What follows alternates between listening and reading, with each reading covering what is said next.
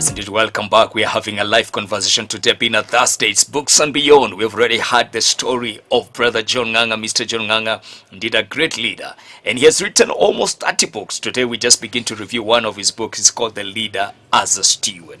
Let's begin right there and welcome back, John Nganga. Let's begin right there and ask you this particular question. What really motivated you to write this book, The Leader as a Steward? Every book I've ever written, like I've talked, my first book is a VOK that told me the subject to discuss. Yeah. Every book I've ever written, somebody somewhere asked me to deal with that topic.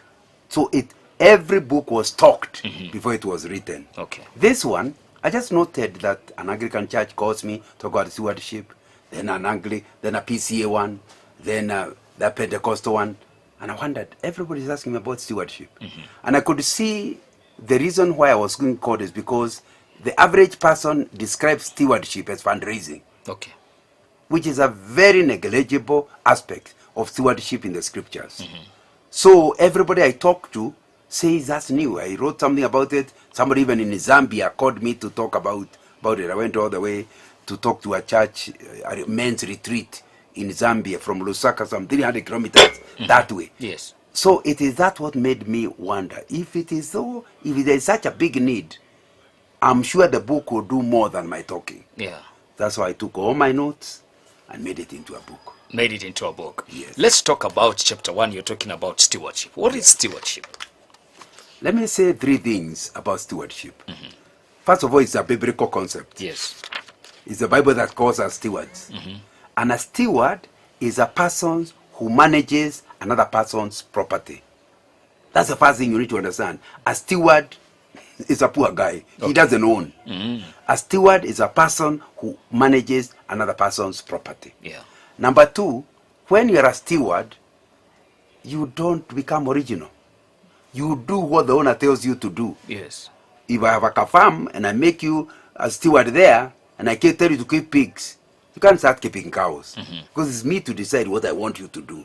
So and that's the scripture. The scripture wants us to understand that because God is the owner and we are stewards, we do what he wants. Thirdly, that in stewardship, the key word is faithfulness. Are you faithful to the owner in doing what the owner wants?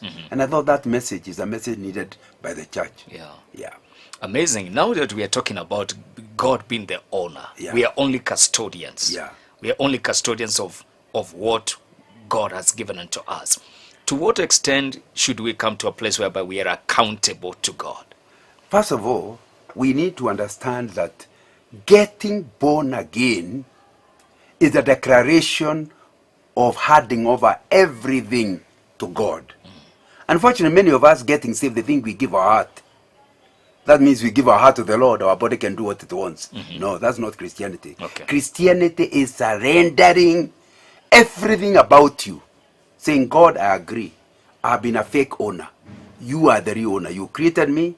Now you own me a second time because I've accepted you as the Lord and Savior. I accept you to own me, direct me. And from now onwards, I'll be accountable to you.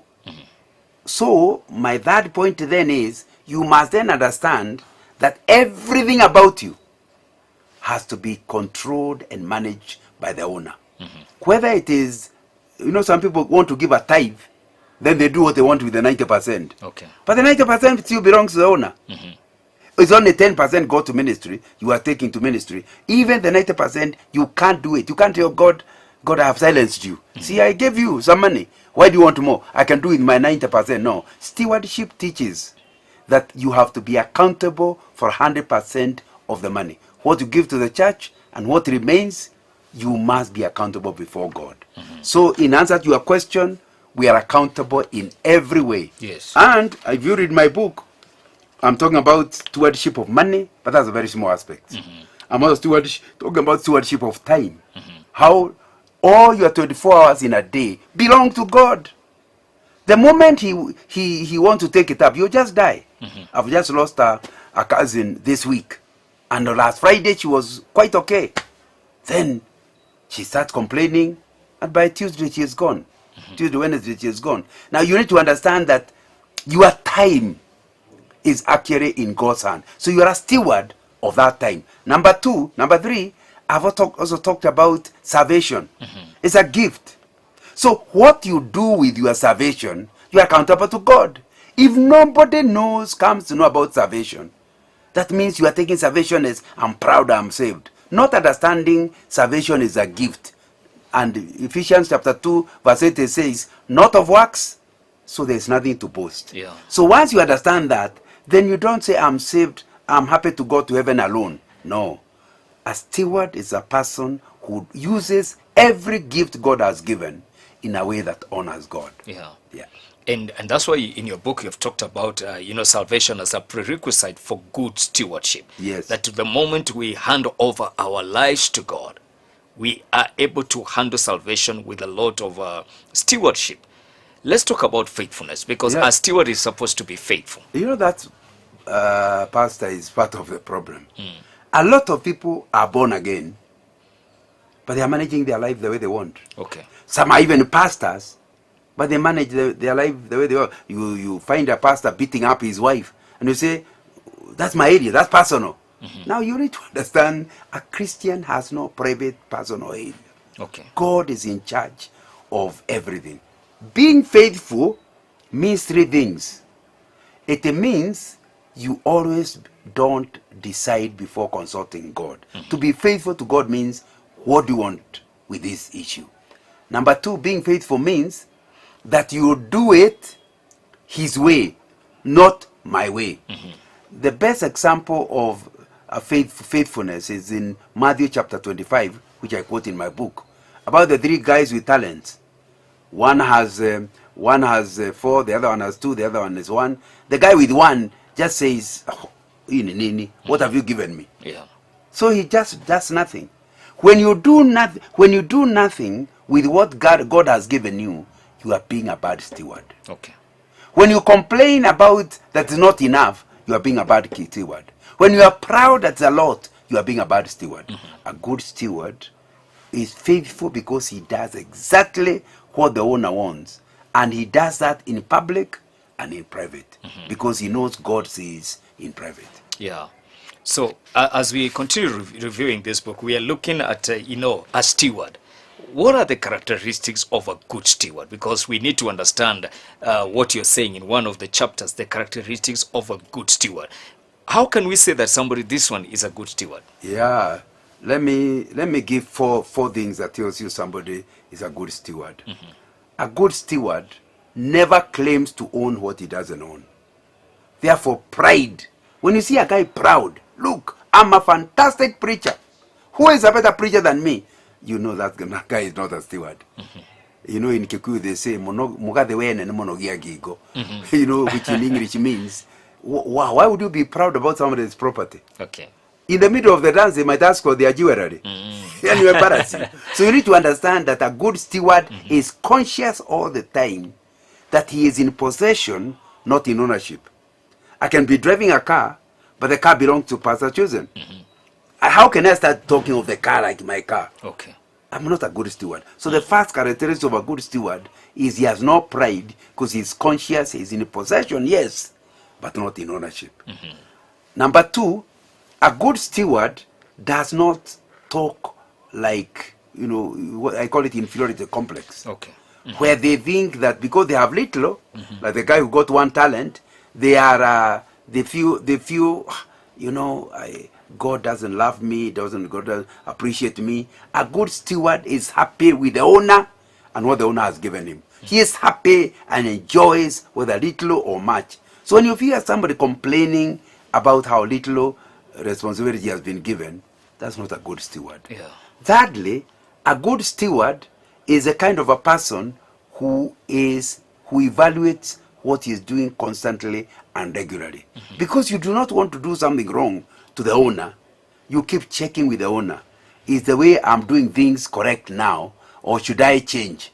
So a good steward is always being held to account. And you can tell Paul in being a good steward, when he was in 1 Corinthians chapter 7, when he was taking a gift to Jerusalem, he said, no, I can't take it alone. Why? I not only want to do the right thing, I also want to be seen to be doing the right thing. That is, he is the one asking for accountability. A good steward does not say, trust me, trust me. That's a sign of a bad steward. Okay. But I'm the pastor of this church. Trust me. No, no, no, no, no. A good steward is like Paul. He says, don't trust me. Bring me auditors. I want to learn, not only do the right thing, I also want to do things to be seen to be doing the right thing. That's a character of a good steward. He is ready to be held in account. In fact, he invites. And people who are accountable always invite auditors. Yeah. They are not forced by their members to bring auditors. Because they do not only want to do the right thing, they also want to be seen to be doing right. And finally, if you are having somebody of good character, yeah, it will be in every aspect. You cannot be good in keeping money, yet you are immoral. Okay. Because you'll be a good steward of money, but a bad steward of the gift of marriage. So a person who is a good steward will be right across a good steward. Yeah. Yeah. You know, just as you have mentioned about being a good steward right across, how comes there are times somebody could be challenged because you're doing well in ministry, but you're not doing well financially. You're not doing well when it comes to your morality, or you're not doing well in terms of even managing or doing administrative work. How is that possible? No, it's very possible because unlike animals who behave on reflex, human beings have been given a wonderful gift. They know drama. Okay. I can act like the president Okay. and talk like the president. Yeah. But I'm not the president. I'm only acting. Yes. And a lot of us are good at drama. So if we think this area requires me to behave in a certain way, I can behave in that way. But the other area, I can do what I want. So there are many people who in public look like they are the epitome of ethics. Okay. But other areas they are not. So, but you need to understand clearly, their problem is they are not yet born again. Okay. They claim to be. But if you are born again, I told you to be born again means to surrender the control of your life to the Lord. So when you see somebody like that, his real problem is don't go talking about to him about morality of his family. Find out, has he subjected himself to the mastership of Jesus Christ? Yeah. Yeah. You talked about people that were given talents. One was given 1 talent, another one was given 5 talents, another one was given 2 talents, and they were told the master even went, and they went and traded, Yeah. and they became stewards of what had been given to them. But one of them totally failed in becoming a good steward. But the 2 that were commended, and they were told, good and faithful servant. Yeah. You have done well. You've become a good steward of what has been given to you. Enter into your master's happiness. What is the benefit, according to this book that you have written? I can see a chapter here you have spoken about the benefits of stewardship. When we are good stewards, what's our reward? The rewards are many. But let me tell you the first one. The first one is, if you are my slave, it is me who will meet your medical bills. Because if you get sick, it's my job that will suffer. Similarly, when you surrender yourself totally to God, then you become God's problem. Your problems are God's problems. He wants to give you good health, because that good health will be used to serve him.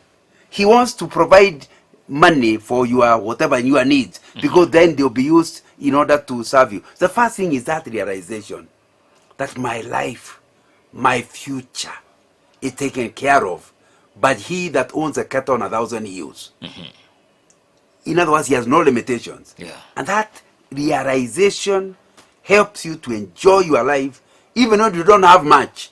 Because you know, when they need, a lot of people suffer, not because of current problems, but because of fearing they will not have in future. Okay. They have food for today, but they want to have. But when you are a steward, and I told you steward means the realization that I'm in possession, but I'm not in ownership, the first thing you enjoy is lack of fearing what happens tomorrow, because you know God is going to provide. Number 2, when you become a good steward, not only will you be trusted by God, human beings will trust you. Okay.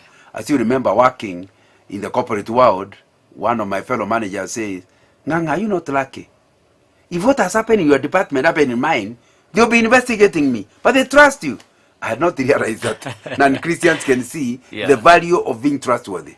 That a lot of people, don't bother nganga. If it's nganga, don't bother. When you are suspected, it needs to come out very clear that people will be investing into you continuously. It's a dangerous thing not to be a good steward. Yeah. Yeah. You talked about the benefit of a steward in your book, and you say that when you're a good steward, you become a better performer. Yeah. What do you mean? I mean several things. Number one, remember you are not working for your boss.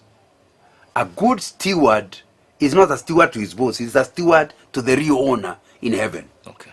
So your boss may be lazy, may be even corrupt. But you, when you are given a job to do, you do it well. Yeah. They may even refuse you promotion. But because you are not working, I'm now in 1 Corinthians chapter 3, verse 23. Says we don't work for our other master. We work for heaven. A good steward, and I remember I'm still saying steward, that you have to know Jesus as your real owner, performs to the glory of God. Now, when you perform like that, what is demotivating others will not demotivate. It's not that you'll be happy you're not being promoted. But once you remember that I may not be getting much here, but heaven is having, it makes you perform continuously well. Number two, when you are acting for the God to see, when people misunderstand you, because a lot of people, when they are not motivated, you are telling them, well done, somebody is ignoring you. What you end up doing is you feel demotivated. But for you are not looking for other accolades, you are looking for heaven. So you don't get discouraged by the discouraging circumstances around you. So you continue performing. Number three, because you are performing to the glory of God, you don't just want to do better than others. You want to do what pleases the Lord. Yeah. Mediocrity comes when I'm better than Chosen, I'm better than Karaoke, I'm okay. But maybe my capacity is such that I'm not playing that league. But when I play at the league of human beings, I lower my performance. My performance must be pleasing to the Lord. In fact,